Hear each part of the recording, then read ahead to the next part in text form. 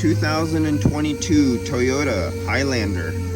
So, aftermarket condenser. This is the one that gets the plastic clip, but they didn't know they needed a plastic clip. Technician did, he found out when he got to the car.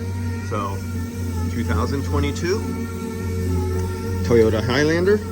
And this is the problem with aftermarket. Now this car is not going to go today. They just had to put it up, button up, and deliver it to the customer.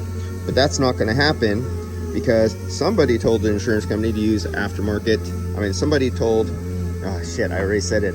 I'm trying not to be mean about it. The insurance company tells them to use the aftermarket condenser. And, oh hell, I'm going to be mean. The insurance company butt tied them down, bent their arm, and say, you're going to do business with us, you're going to do what we say, and put aftermarket because that's what we do. And this is a 2022. Because they used an aftermarket and they don't have the clip, they can't deliver this car now. And one of the owners came up to me, and they didn't know this.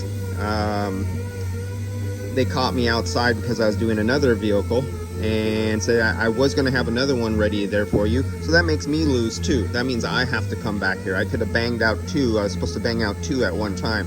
They're both YF refrigerant. And as you know, what is the capacity on this one? Well, it's not small, whatever it is. Look at the size of that condenser. Look at the size of that receiver dryer. You know it's not a small capacity. And so the other one was a little car, and that was nearly a $600 recharge. This one with a larger capacity will probably be about a $700 plus recharge. And because of this clip, the body shop loses. Customer gets their car back a day later. Customer's in a rent-a-car for an extra day. I wasted time coming back here. The technician has to lose time because he can't put this together now because that clip isn't there because it's not OEM. If it was OEM, like I always say, it comes with the little can of oil, it comes with the clip, it comes with new O-rings. You get aftermarket, you're screwed. All right, I'll see you guys. This is just another example of what happens when you do aftermarket in these situations. And the technician was really worried about this because he asked me if I could put it in for him because he wants to make sure he doesn't make a mistake and have, you know, the boss upset at him because it blows out or it breaks when he puts it in. So I told him, yeah, I'll come by. You have it apart for me.